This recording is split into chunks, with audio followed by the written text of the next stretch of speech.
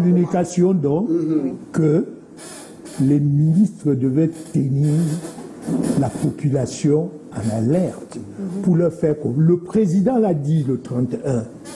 Il a dit, dans tous les cas, attendez-vous à ce que la subvention baisse encore. Autrement dit que le prix, le président l'a dit. Oui, tout à fait. Donc, les ministres devaient prendre ça pour expliquer à la population que, en mettant en route la nouvelle Sonara, ça va nous prendre 1 an, 6 mois et serrer la ceinture parce qu'à partir de 2 ans, ça va revenir à 530. Et même si c'est comment, notre beau pays, le Cameroun, de Roger Mila, on devait carrément dire oui. En attendant, qu'est-ce qu'on fait donc?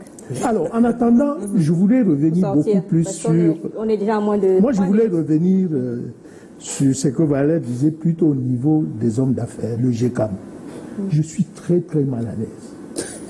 Très mal à l'aise parce que ce sont les créateurs des richesses.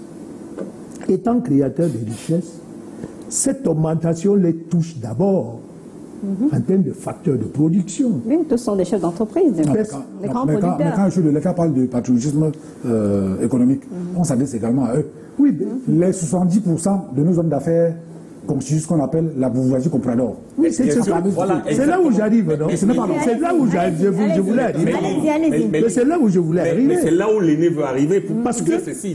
Avant que nous ayons un individu qui vient, n'est-ce pas, installer une cimenterie au Cameroun, moi, je suis né au Cameroun, je savais que pour construire ce genre d'usine-là, il faut être un État.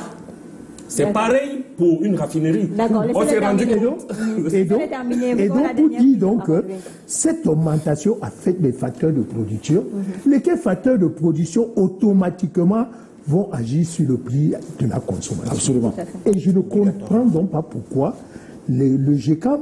Le GECAM est beaucoup plus occupé aujourd'hui à chercher le président qui va gouverner. Vous voyez l'entité. Et à l'intérieur, ce ne sont pas des Camerounais. C'est constitué au moins de 20% des Camerounais et de 80% de ceux qui ont l'idée toujours de l'expropriation, de faire en sorte que notre économie... puisque l'économie a bien lu, puisque vous avez bien lu Karl Marx, il s'agit d'une bourgeoisie le secteur privé. On va terminer avec vous.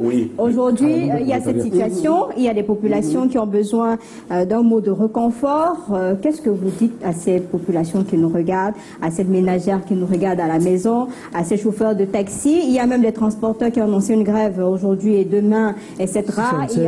Il y a des concertations actuellement au niveau de Yaoundé. Qu'est-ce qu'on leur dit en attendant, vraiment pour sortir? Le gouvernement